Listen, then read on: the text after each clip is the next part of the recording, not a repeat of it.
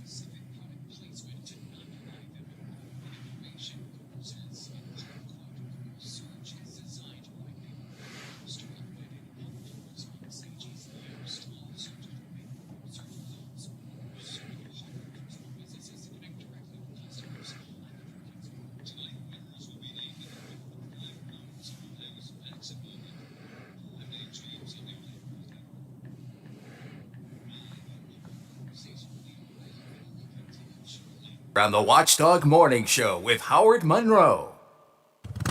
Thank you for riding with the Watchdog. Live and local, just the way you like it. Does your company's website work for you? Is it helping attract new clients and improving your brand awareness? If not, or you don't know, contact the team at Omni Strategic Technologies. With expert web developers, they build amazing web experiences that help their clients perform better. Contact Omni at 304-242-7600 or visit them at www.omniperforms.com.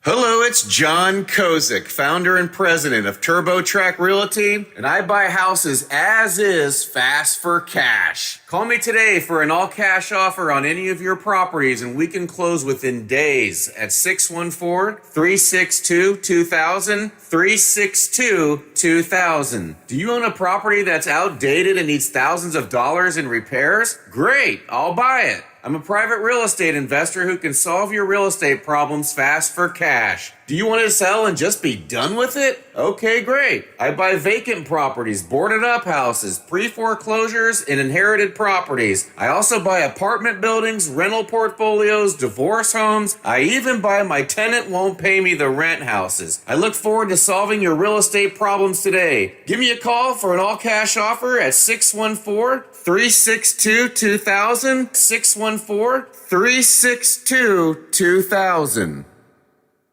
We live for piles of paper, countless calculations, and exact on-the-button balances. More than a phone call at the end of the year to make sure you're square with Uncle Sam. We're an internal resource to run payroll, manage bookkeeping, handle accounts payable, prep and file taxes, and consult for the long-term financial health of your business. Always exact. Glessner and Associates. Frio Stack and Associates auctioneers, realtors, certified appraisers specializing in antiques, business liquidations, multi-parcel land auctions. Frio Stack and Associates is a regional business offering the executor, attorney, agent, and other individuals the most comprehensive and technologically advanced auction and appraisal services available. For information on our service, call our office at 304-233-3168 or email frioauc@aol.com. Frio Stack and Associates sells the earth and everything on it. Hello, everyone. From the Watchdog, I'm the Storm Tracker, Darnell Foster, with a look at your local weather forecast for your Wednesday. Mostly cloudy skies, few scattered showers and thunderstorms through the day, high near 80 degrees. Overnight low of 61 degrees, mostly cloudy skies, widely scattered showers, chance for showers around for your Thursday, otherwise a mix of clouds and sunshine with temperatures in the lower 80s. Have yourself a great day, everyone. From the Watchdog, I'm Darnell Foster. The views and opinions expressed on the following program are not necessarily those of this station or its sponsors. Good morning, old friends. Hey, what are you doing here? About to go on the air. Uh-oh, guess what day it is? Wake up, fairy princesses, wake up! Guess what day it is? Get up before I get you up!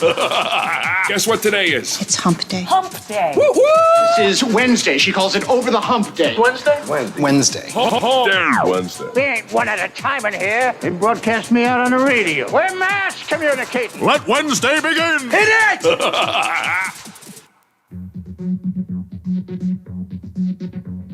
Conversations you care about from people you know. This is the Watchdog Morning Show with Howard Monroe, celebrating the 100 days of summer.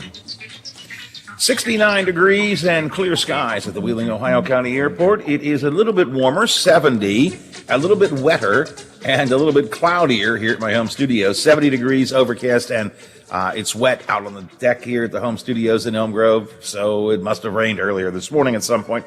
70 degrees at the Robinson Auto Group Studios, downtown Wheeling in the heart of the Ohio Valley.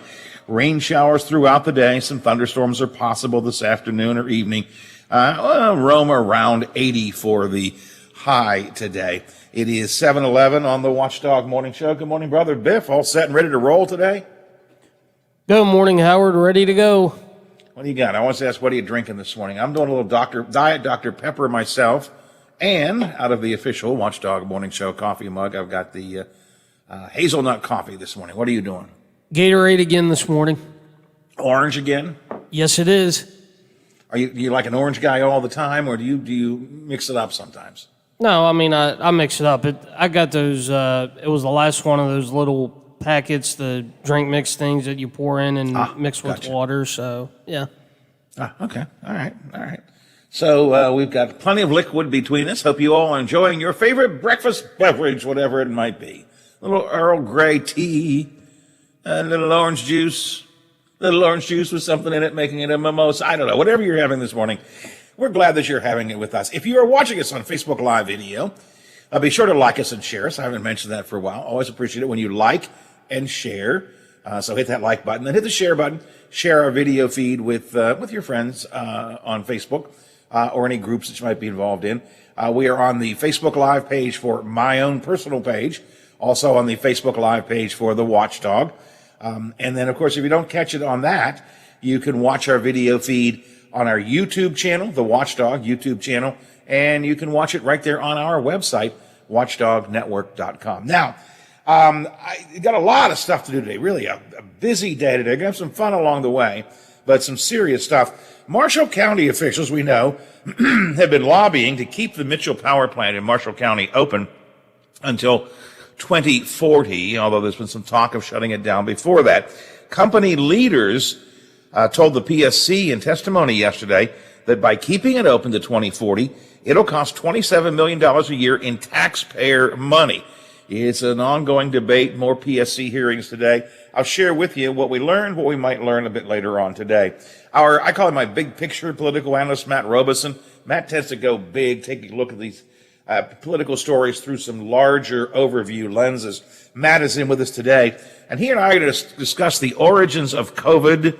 You know, there's now this talk about whether or not it was lab created, got out of a lab in Wuhan.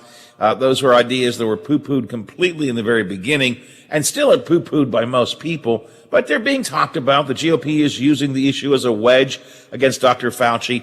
Matt had a good interview this week in one of his podcasts with the chief COVID coverage guy for the New York Times, so he'll bring some of that perspective to the show. Matt Robeson with us a bit later on. President Biden's infrastructure negotiations with the GOP led by Senator Capito, have apparently come to an end. Now, President Biden is looking at a totally different group of bipartisan senators to work on a new infrastructure plan, looking to compromise with them. The Capito plan didn't seem to be any room for compromise. Morning show tech expert Carly Noblick is coming in with a look at the latest tech gadgets for the entire family as well. And in a minute or two, Ohio County School Board President David Croft with us to explain his vote to reduce funding for the Ohio County Library. So that's what I've got to offer you. What do you have to offer me? You can get into the action on our text line, 304-214-1600, 304-214-1600, the Watchdog Radio Network text line. Feel free to text me if you would like to. Our CityNet hotline is 304-232-8255. David Croft is president of the Ohio County School Board, and he was one of the three people in the 3-2 vote recently to reduce the school board's funding to the Ohio County Public Library. I've been critical of that. A lot of people have been critical of that. They've taken their complaints to the school board. School board, as the city council does, tends to let people have their say, but at the end of the meeting really doesn't respond. And so I thought maybe we could get a little more explanation today about the thought process behind the trimming of the library funding. And I invited David Croft to join us, and I appreciate the fact that he said, sure, let's talk about it. David, good morning. Welcome to the show. Good morning, Howard. How are you today? Good. So give it to me. We can elaborate in a minute, but give it to me in a nutshell. Give it to me in the 2 or 3 sentence version. What prompted the talk about cutting the library funding, and in your mind, why was that the best move? Well, first and foremost, I think it's important to not relate the cut to any one project or any one service. As you know, we provided teachers with a raise recently. But my thought process, I can only speak for myself, is that over the past several years, as we looked at the library funding and we saw the bond work coming and our costs escalating, is where are there places to deploy the funds entrusted to us for the benefit of Ohio County schools? And I think you've mentioned on the show before that in February of 2013, the West Virginia State Supreme Court held the Special Act, which ran from 1957 until 2013, which required boards of education. There were only 9 of them in the state that were part of the Special Act to fund the public libraries. Now, when that was overturned, it was no longer the legal obligation of Ohio County Schools to fund the library, because prior to that, Howard, it was easy. The law says you fund, so you fund. So now that we, as a board, don't have to fund, we step back and say, okay, let's look through the lens of Ohio County Schools. Are we using the dollars that come into our hands for the best use of our students? And that's where we started to analyze what we're doing, and it's not just the public library. There was significant savings with the PROs, approximately $250,000 a year. When it comes to funding public education, I will look in the back of my car and give a seat for funds to do it. There's always a greater need for funding in public education. So as a board, we began to review that. And in fairness to the library, we asked for 3 years audited financial statements. We met with several of the board members, Tony Warner, Greg Marcourt, members of our central office, and 2 of the board members of Ohio County Schools to say, guys, we're looking at this, and you're really very healthy financially. Help us understand the nexus between the services of Ohio County libraries with Ohio County Schools. Where's the benefit? Is the cost commensurate with the benefit? And as we walked through it, we, as a board, discussed it. Well, let me go back. So that was 3 weeks prior to the vote. The vote was on the agenda. We met, we had discussions, and the board, as a 3-2 vote, indicated that we would reduce it by 1 penny. It was 3 cents per 100. We moved it to 2 cents. There were several board members that had appeared at that meeting. I met with them before. I met with both of the board members. Library board members. Yes, thank you for clarifying that. 2 of the library board members, and we ran multiple, what I'll call models. And I said, look, guys, here's what we're proposing. And they looked at it and said, all right, yeah, we don't like it, but we can live with it, is where we left it. And so really those board members, along with, several of us on Ohio County, as we came into that meeting, we're aligned that, again, no one likes to have their budgeting changed, but we believe that the deployment of those funds would better benefit the Ohio County Schools. Now, the timing was very purposeful so that the library would have time to adjust its next year's budget, because it doesn't become effective until July. That was the same. It's also why the PRO funding and the number of PROs happened when it did, because the Ohio County Commission needed a budget for the following year. So the overall view of the Board of Education is, well, guys, we know we're going to have higher costs over the next couple of years. We know it's been 8 years since we've given our teachers a raise from Ohio County Schools.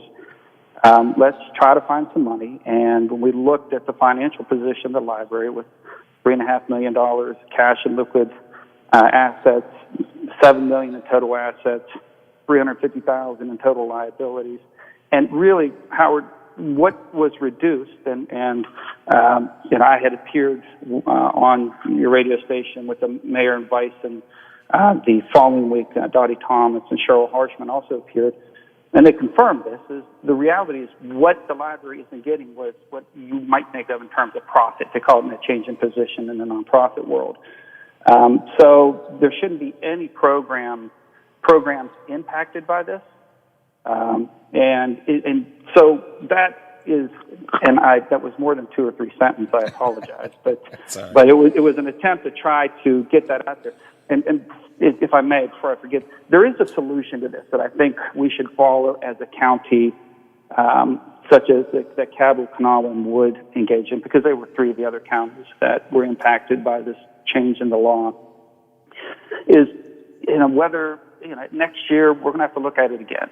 And the next year, and the next year, and the next year, you're going to have boards of education looking at this discretionary funding to the library.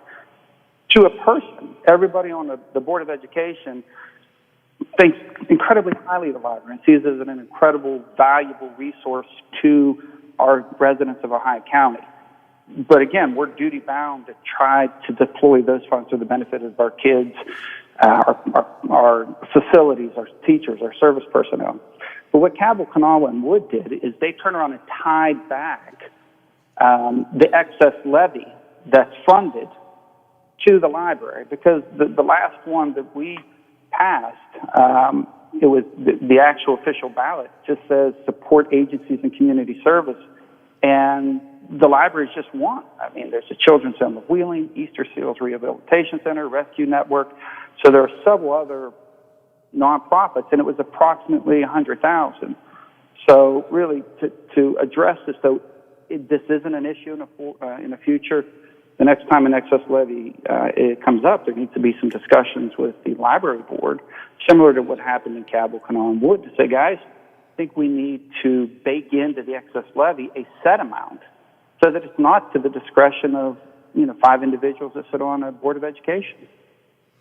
And I hear a lot of what you're saying, and I can appreciate it.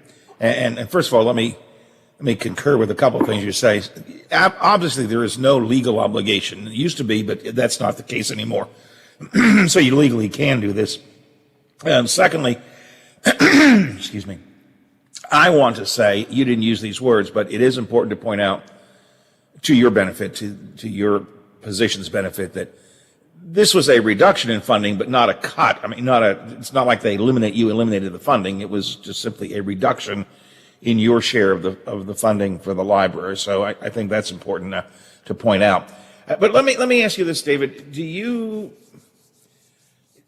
not feel there is some, if I heard what you said and also what you wrote in the paper this weekend, I think one of your points is your responsibility as a school board member is to the public school system of Ohio County, and I would agree with that. But isn't there some sort of larger responsibility you have to the community at large to educate them, to provide the services like the library? I mean, isn't there moral responsibility that goes beyond just saying, I'm here to make sure the public schools are run well? No. And you and I can agree to disagree on that. I'm a creature of what do the rules say is our responsibility. Interestingly enough, that issue was raised in that Supreme Court case in 2013. And our legislatures has found that libraries serve a legitimate school purpose. So when I think in terms of, okay, as a board member, we are bound, but we only get to control that the statutes provide and those reasonably imply. Those are the rules we have to comply by. So Dave Croft, as a citizen, sees the value and a moral obligation. And if there were a fundraiser for the library, I would participate. But as a board member, that's to have, and specifically a Board of Education member, I have to have that hat on, and I have to discharge my duties as the law provides. And there is nowhere that says there's a larger overall moral obligation to the community. If there were, that would have an impact on my analysis.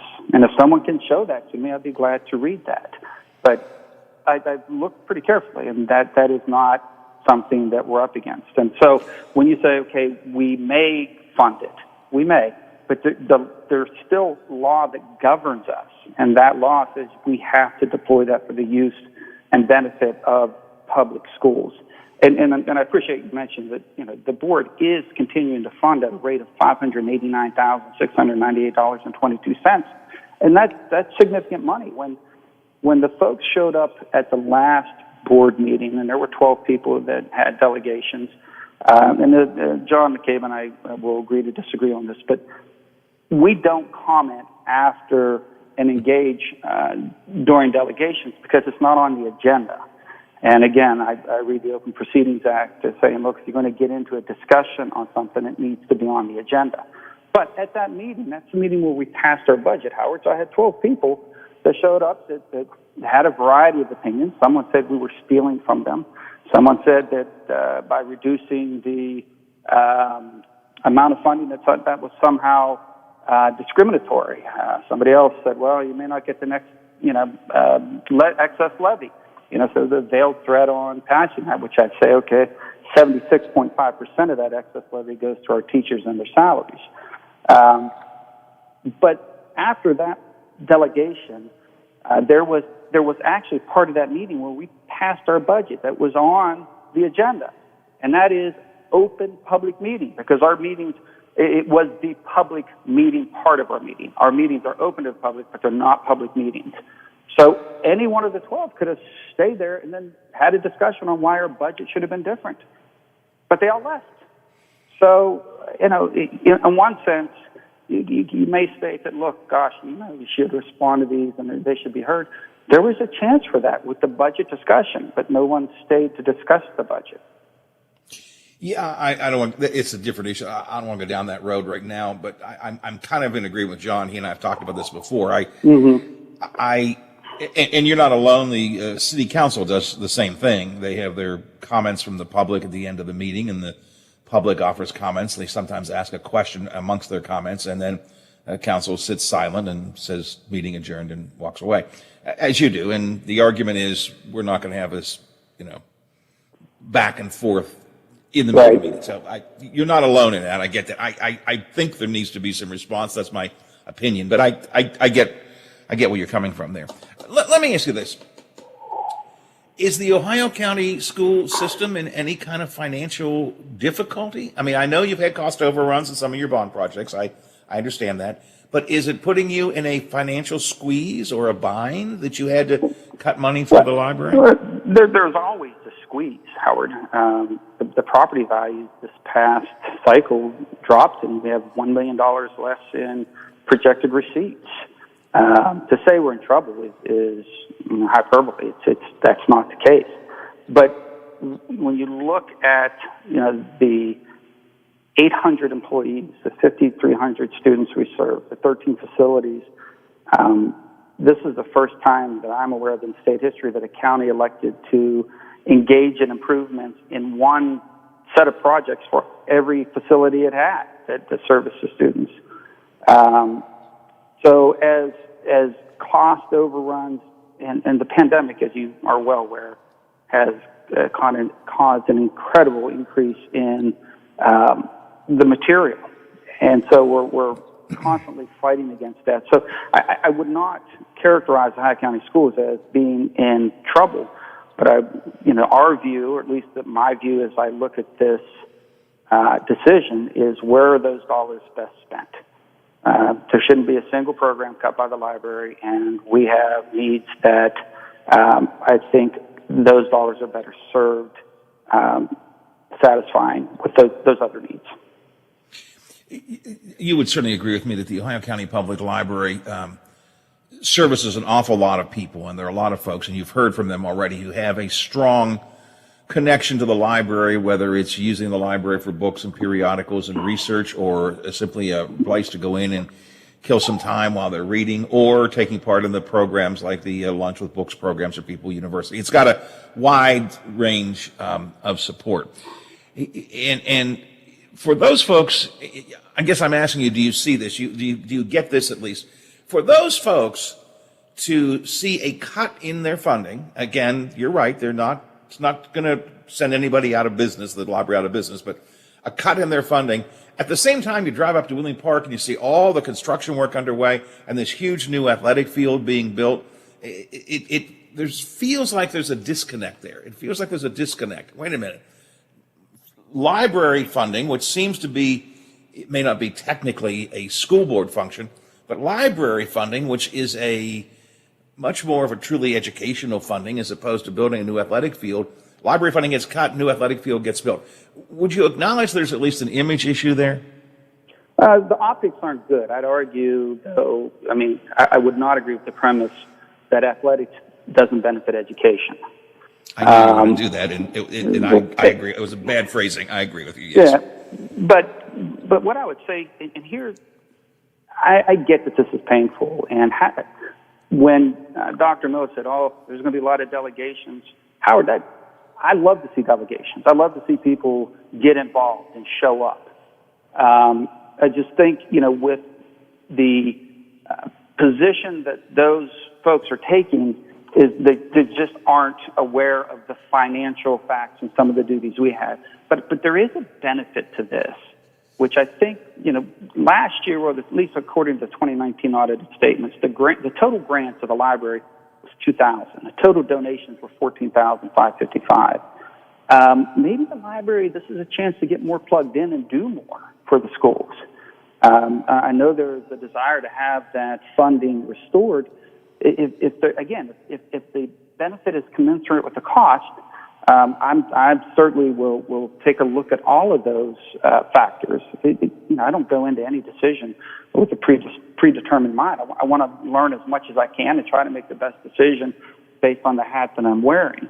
So I think this should provide a nice opportunity for the library and the school system to work together. Maybe the library to go out and look for additional grants and maybe do something to raise some money. Based on what I've heard from the community, that the community believes in that. But I will state again, the best fix to this, bake it into the next excess levy so it's not discretionary to 5 people that are sitting on the Board of Ed. Is that something you would support? Mm-hmm. Absolutely. You would support that? Sure. So if I can sum up your arguments, and if I'm doing it wrong, please correct me, and I'm not trying to be pejorative here. Number one, you're doing it, you legally can, no argument about that. Number two, it's a reduction, not elimination. The library is doing okay. They will survive, probably no cuts in services, at least that's what they have told you. And the school system's first responsibility is to the school system, not to the community at large, which may include school system, but may not as well. I mean, is that, and you're trying to be a good steward of the dollars that you have. Is that sort of it in a nutshell? That is well captured. Okay. People are going to ask this of me, so I'll ask it of you. Do you think, is there any shot that this decision is going to be reversed? No, I'm not. Okay. At least I know one vote that won't change. And my best guess is that won't happen this year. And again, because it's not baked in an excess levy, it'll have to be looked at again next year.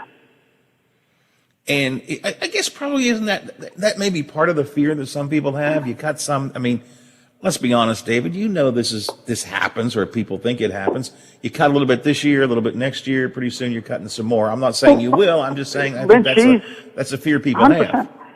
Yeah, and that's a fair fear.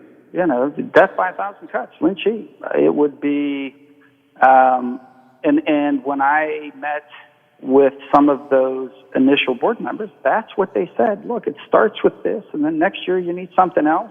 Then suddenly we're not getting funded. I will tell you, and I can say this with confidence, this board, as it's currently constituted, would not support, no one to a person, defunding the library in total. I think the balance, Howard, is trying to determine in a fair manner, in working with the library, what is reasonable. Because there are intangibles that the library provides to our students that aren't necessarily what I call measurables.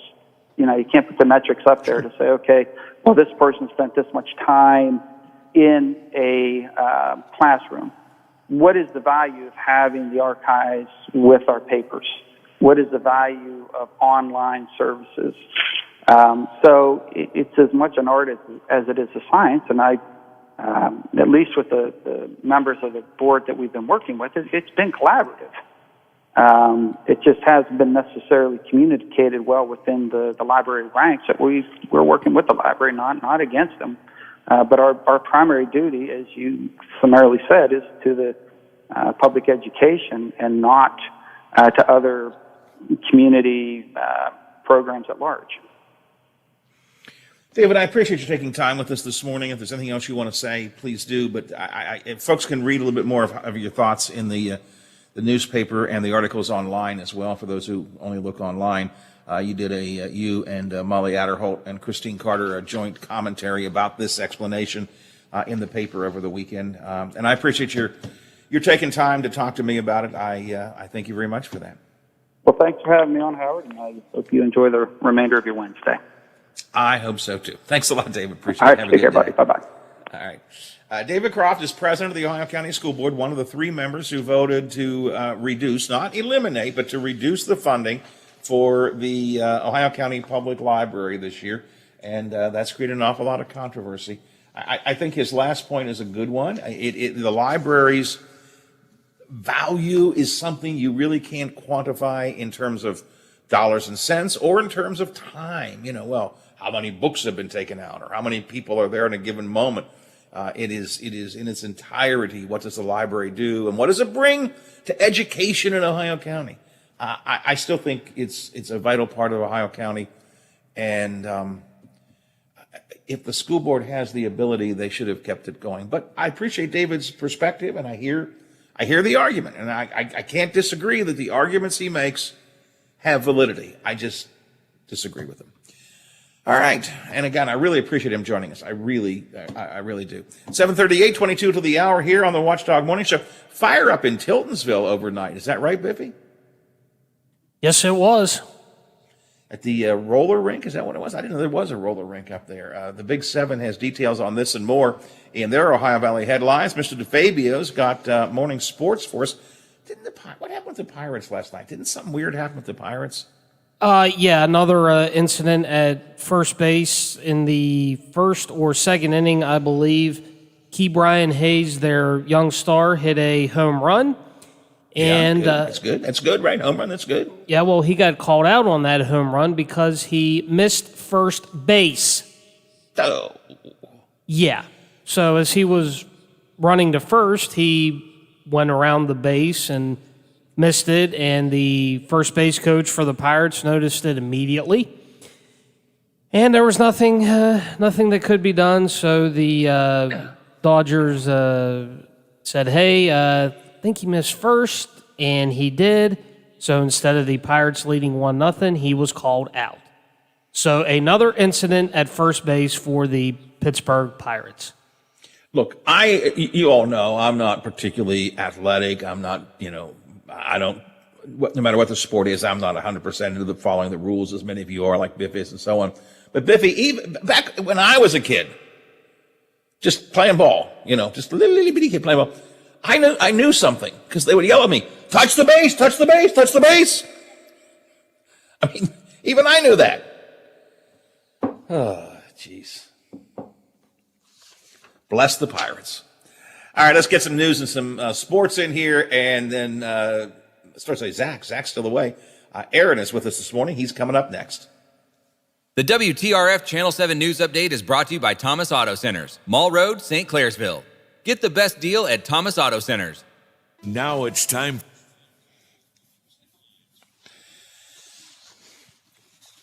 After we do Aaron, I'll take another break, or I'll take a break, so you don't have to get everything in here.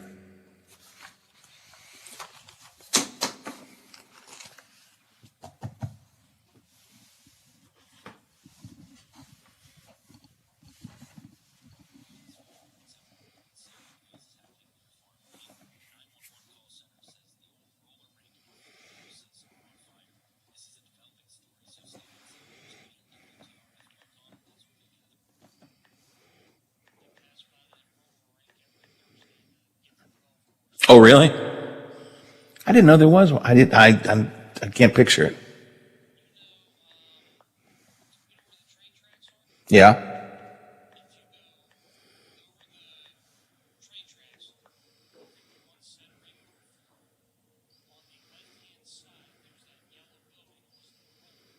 Oh, okay.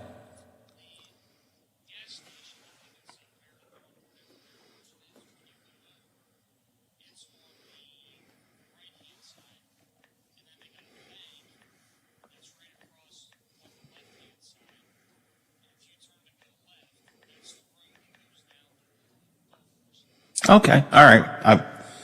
I know where you're talking about now. Okay.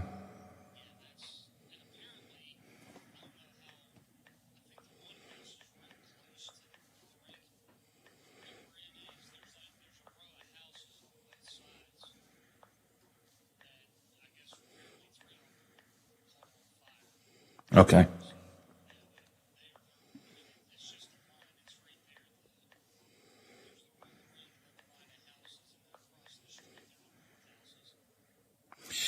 I didn't hear the 7 news, so I'm assuming, is it in their newscast this morning? The Tiltonsville fire is in their newscast? Our newscast? Okay, I just want to make sure. Otherwise, I want to make sure we mentioned it earlier or each time. Okay, good. Thank you. Okay, appreciate it. Well, if it's a roller rink, it by definition it's old because they're not making too many new ones.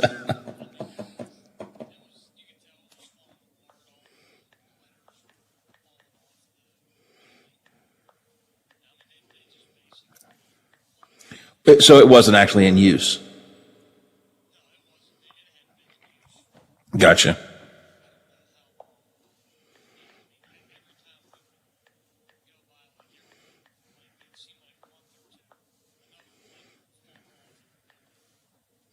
Gotcha.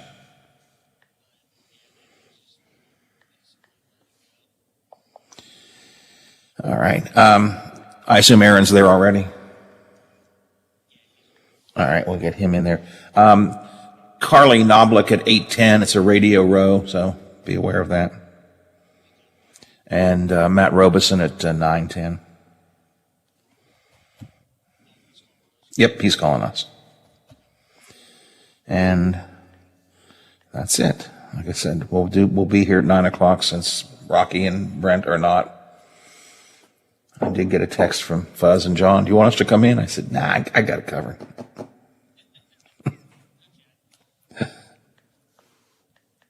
The tri-state area. As an Airgas delivery driver, you will serve as the face of Airgas and be offered a full benefits package including medical, dental, vision, 401k, paid holidays, and much more. We're interviewing candidates now, so don't wait. Head to airgas.com/careers today. Windsor Heights. The Watchdog is protecting your yard. Join Howard Monroe, Hoppy Kercheval, Bill DeFabio, and Big Rick for the best live and local talk in the Upper Ohio Valley and beyond. Windsor Heights trusts the Watchdog. Live and local for the Ohio Valley. The Watchdog Morning Show with Howard Monroe continues. Coming up after 8 o'clock, we're going to talk a little bit high-tech stuff. One of our high-tech technology reporters, Carly Knoblich. Carly works for HGTV. She works for the Today Show, and she works for us. So she'll be in with some high-tech ideas for the family. And then coming up at 9 o'clock, my friend Matt Robeson, who is a podcaster, talk show host, former congressional staffer, former campaign manager. He and I are going to talk about the origins of COVID and the discussion that it may have been made in a lab and somehow let loose and that Dr. Fauci is responsible. I don't fully get that, but we'll talk about all of that with Matt coming up in just a bit. Right now, let's start with the weather. Aaron Myler is here filling in for Zach Petty. Good morning, Aaron. Good morning. How are you doing, Howard? I'm trying to figure out, have you seen the picture that Zach posted this morning? At the beach? Yeah. I have seen it, yeah. Beautiful picture. Oh, it's gorgeous. We don't have that here, but I wish we did. Yeah, he's not a beach person, though, he told me. So I'm curious to know if he actually is enjoying it or not so much. I don't know. But it's a beautiful picture if people want to check it out on Zach's Facebook page. He's got Gone to the Beach. And it's just a couple of pictures of the sunrise. Really looks nice. Wish I was there. I don't mean with Zach. I mean, I don't care about Zach. I wish. I'll make sure make sure he knows. Yeah, but I wish I was there. I'm tempted to make do some kind of a stupid comment about his pictures, since he and Steven usually do stupid comments about pictures. In that little picture segment they do. I guess you do too. I'm tempted to make some kind of stupid. Biff, what color is that sunrise? Just like they do, but I will leave it alone. Hey, Aaron, you kind of called it yesterday. It was patchy rain on and off throughout the day. Nothing huge, but I got caught in the droplets of rain a couple of times. So you called it pretty good yesterday. Yeah, we got a really great picture somebody sent us in of they were in Moundsville, but you could tell they were high, probably on the overlook there. And you could see how the rain just kind of is in one spot. And I was just like, wow, it makes you realize how unimportant all of us are in the grand scheme of life. Yeah, believe me, the older I get, the more I realize how unimportant I am in the grand scheme of life. We were, we were out at several different places, but we were at Ogilvy's playground with my grandson for a while in the late afternoon, and it was fun. But it went from really pleasant, and the sun was out, and it looked beautiful, and a nice breeze, and all of a sudden, here come the clouds, and then just a little, 2-minute pop-up shower, and it would go away. Again, you had called it, and I guess you're calling for rain today too, right?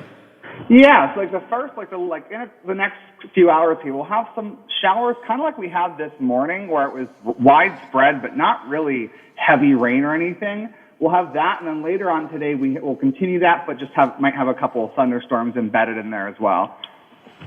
So look for a rainy day today. It must have rained this morning when I got up and opened the door and looked on my deck here at the home studios. It was wet this morning, so I guess it must have rained either overnight or early this morning. Yeah, I woke up and I was leaving my house. I leave around 2:30, 3 o'clock usually, and then it was still just sprinkling. But it was very light. It was one of those rains where it's unless you're driving on the highway, it's probably not really annoying you. But when you're on the highway, it just hits your windshield. And you can never figure out what speed to put your windshield wipers on. You don't want them on all the time because it's not quite enough for that, and yet it's just frustrating sometimes. We're gonna a little bit cooler than yesterday too, right? Yeah. So yesterday we got up to 83, and then today we're only up to 79. So it's going to be a little bit cooler, but I mean, can you tell the difference between 79 and 84, 83? I was just trying to be positive about it there. No. It's funny because people always are I'll be sitting here nitpicking between do I want to do 79 or 80? And then I'm like, wait, I can't even tell the difference between 79 and 84. I don't know why I'm sitting here. But Eric, it's like when people sell things, $99.99 sounds better than $100, right? Oh, 100%. 100%. So 79 sounds a little better than 80, I think, if you're looking for a cooler temperature. Oh, it'll be under 80, It's yeah, next week is what's going to look nice so far. It's shaping up to be a pretty nice start to the work week. We're going to look for what's the weekend look like? I'm just looking at the forecast here. I guess kind of a mixture. Might see some rain over the weekend too, huh? Yeah, so it's going to be a lot less than what we've seen this week so far. It's kind of are you looking at my 7-day right now? I am, yes. Yeah, so we have rain and clouds for Wednesday, Thursday, and Friday, and then I have Monday, Tuesday are going to be a lot nicer and clear, sunny skies. It's kind of transitioning from one to the next. So we're going from clouds and rain, and this weekend we'll kind of have less clouds and less rain, and they'll kind of move out of the way slowly to give us a nicer start to the week. So it's just kind of going from one to the other. We'll just have less of everything. But then, as you point out, the next week looks, beginning of the week, temperatures around where we are now, except you're given 81 as opposed to 79 for Monday, but then it should be sunny, right? Yeah, it's going to be, everyone's calling, it should be sunny, with a few clouds in the sky.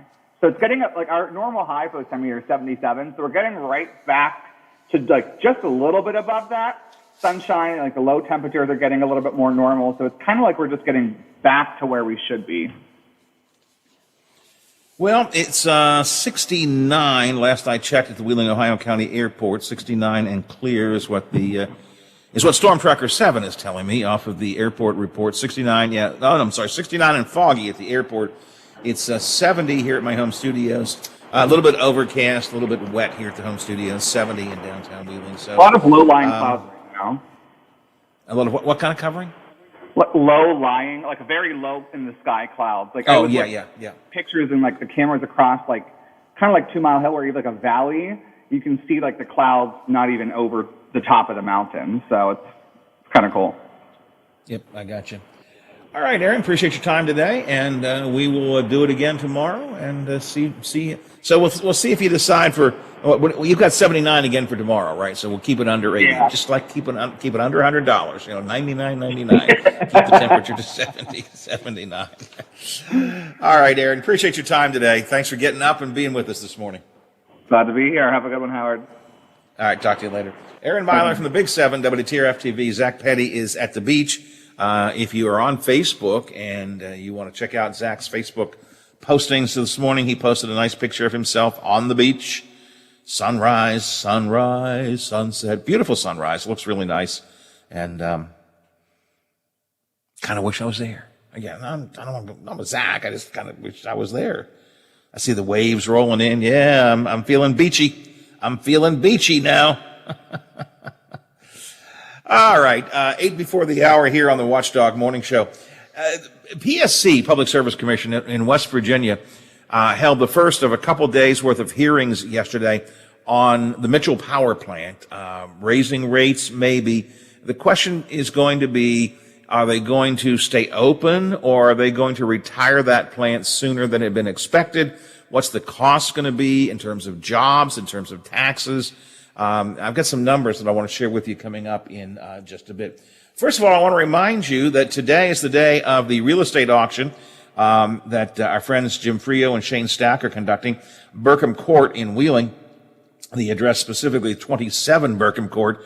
It's the estate of Jerry Anderson. It's 6 o'clock tonight.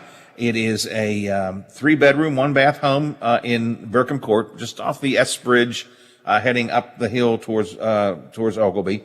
They've got a sun porch, half bath, it's a new half bath, 1,400 square feet of living space, a detached 1-car garage. This is the property itself, up for sale tonight at 6. The home will be open at 4:30 today if you want to inspect it. You can get more info by going to the website frioandstack.com. And I was going to double check because it's a new website. Is that the right one? Frio and Stack?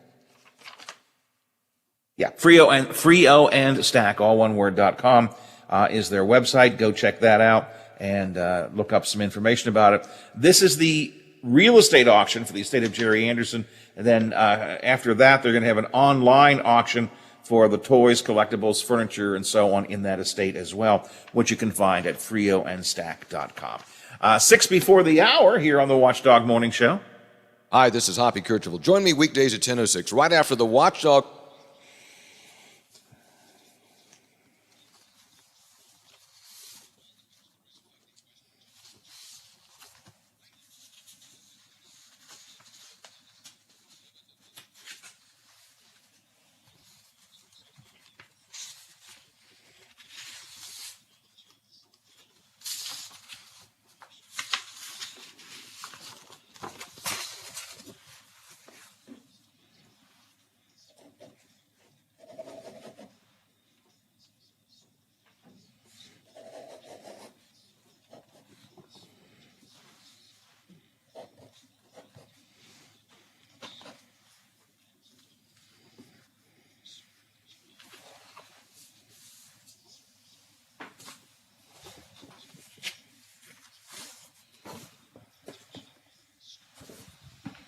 Be certain. Choose Doan Ford.